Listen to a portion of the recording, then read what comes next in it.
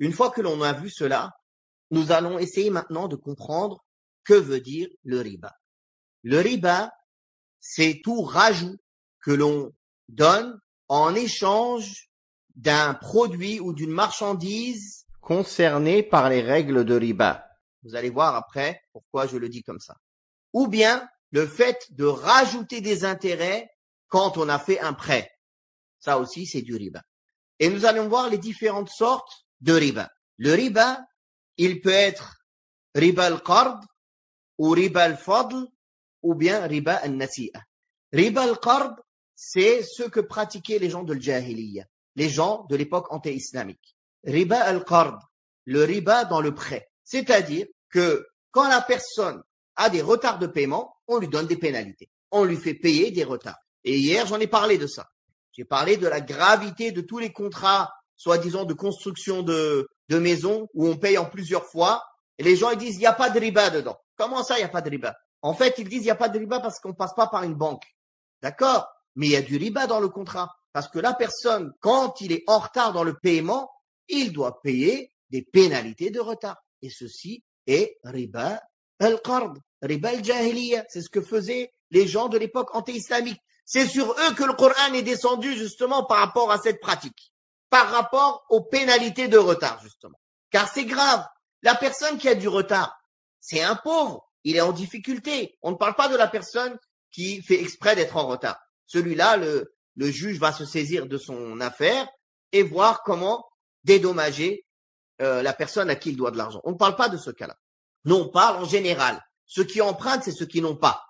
Et ceux qui prêtent, ce sont les riches. N'est-ce pas?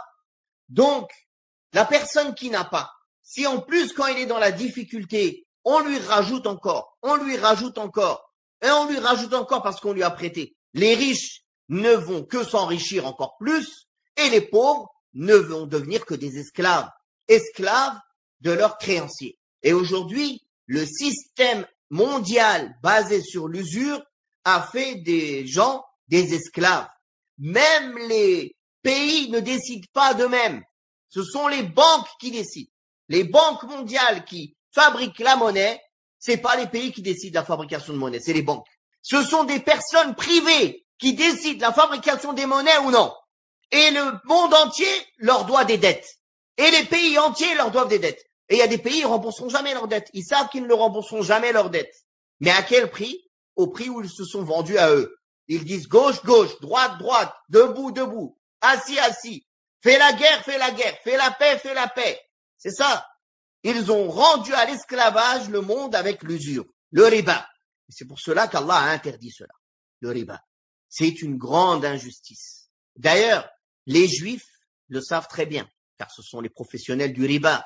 Allah Ta'ala dans le Coran, combien de fois il les a fustigés, car justement, ils mangeaient beaucoup le riba. Et ils mangeaient akkalouna lis-suht, ils mangeaient le haram, les pots de vin et le riba. Et pour eux, le riba, ils se l'interdisent entre eux. C'est interdit de faire le riba entre eux. Mais ils peuvent le faire à un goïm. Un goïm pour eux, c'est un kafir par rapport à eux. C'est-à-dire un non-juif. Car c'est un moyen de l'asservir. Et c'est ce qui se passe aujourd'hui. Pour résumer, riba al-qard, le riba, l'usure dans le prêt, il y a une règle que les savants ont mis en place. Kullu qardin jarra naf'an mushtaratan alayhi fil aqdi fahuwa riban. Eux, ils le résument par kullu qardin jarra naf'an fahuwa riban. Mais on a rajouté mushtaratan alayhi fil aqd. Tout prêt dont on tire un intérêt, c'est du riba. On peut rajouter mushtaratan alayhi, dont on tire un intérêt et que ceci a été conditionné dans le contrat. C'est du riba. Par exemple, ce que l'on a cité auparavant, cela peut prendre plusieurs formes. Je te prête et tu me rembourses avec un intérêt. Donc, il y a une condition de rembourser plus. C'est du riba. Je te prête et j'ai pas conditionné que tu me rembourses avec des intérêts. Mais si tu as des retards, tu as des pénalités de retard. Il y a des intérêts. C'est ce dont on a parlé auparavant.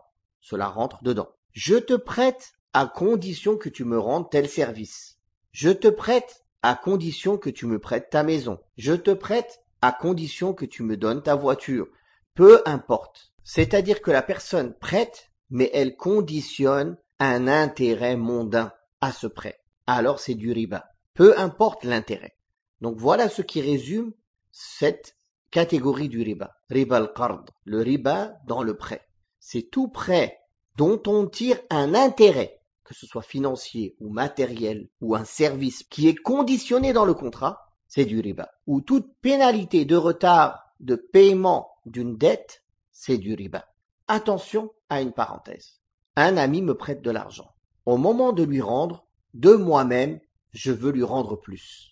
Ce n'est pas du riba, car ceci n'a pas été conditionné dans le contrat. Et le prophète sallallahu alayhi wa sallam a dit qu'Allah fasse miséricorde à une personne conciliant, généreux quand il vend, quand il achète, conciliant et généreux quand il demande sa dette et quand il rend sa dette. Et ça fait partie du fait d'être conciliant et généreux quand on rend notre dette, de donner plus. Ou de lui rendre un service parce qu'il nous a rendu ce service, alors moi je lui rends un service par plaisir, pour lui être reconnaissant. Ceci n'est pas du riba. Ce qui est du riba, de l'usure, c'est que ceci soit conditionné dans le contrat. Je ne te prête que si tu me rends plus. Je ne te prête que si tu me donnes les intérêts. Je ne te prête que si tu me prêtes ta maison. Je ne te prête que si tu me prêtes ta voiture, etc. Ceci est du riba. Kullu qardin jarra naf'an fahuwa riba. Donc ça c'est la première catégorie de riba, riba al-qard. La deuxième catégorie c'est riba al-fadl.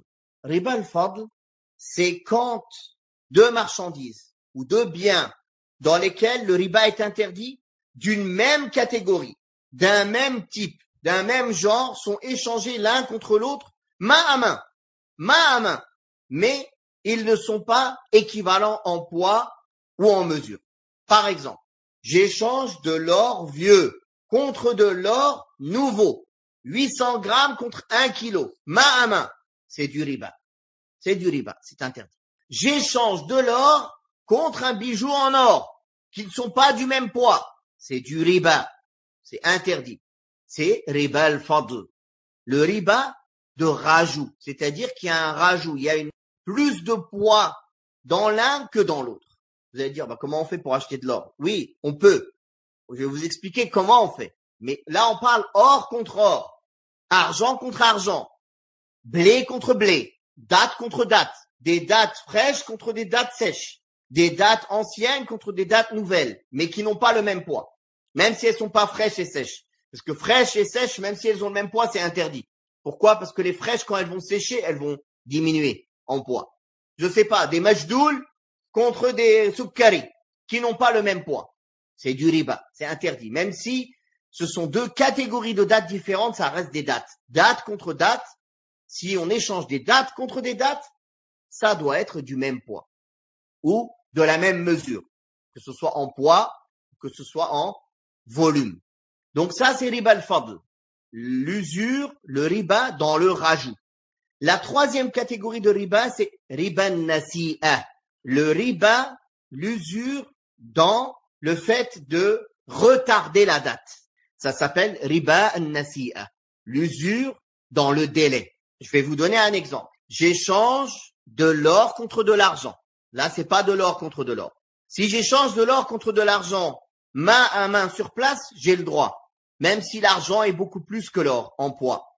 Ou des dates contre du blé. Main à main, même s'il y a plus de dates ou plus de blé, ce n'est pas interdit. Par contre, si on échange de l'or contre de l'argent et que l'échange ne se fait pas directement sur place, qu'on récupère l'or que plus tard, ça devient haram. Ça s'appelle riba an-nasi'a, l'usure dans le délai, dans le fait qu'on a rajouté un délai. Pareil, j'ai échangé des dates contre du blé. Je donne les dates et il me donne le blé que plus tard. C'est interdit. Ça s'appelle riba an-nasi'a, le riba dans le délai, l'usure dans le délai. On va voir après quand est-ce qu'il se pratique. Parce que par exemple, de l'argent contre des dates, non, j'ai le droit. Je peux donner l'argent maintenant et récupérer les dates plus tard. Vous allez me dire pourquoi? On va le voir, Inch'Allah. Là, d'abord, c'est une introduction. Vous comprenez les différentes catégories de riba. Barakallahu fikum. Bien sûr, le riba, on a vu son interdiction et on a vu la gravité de ce contrat et on a pu voir aussi que ce contrat est caduc et nul en islam.